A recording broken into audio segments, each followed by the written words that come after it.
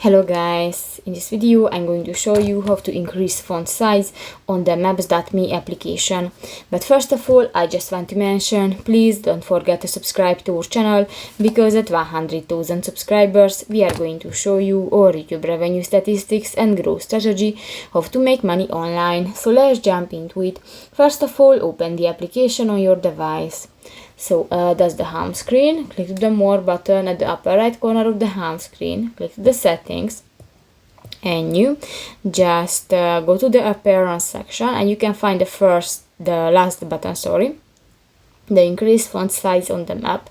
And if you want to turn on this function, click to the next white circle, and if it will be turned blue, this function will be enabled, so you can use that. If you want to turn off, click that again, and that's it. So that's pretty much it for this video, guys. See you in the next one. Bye bye.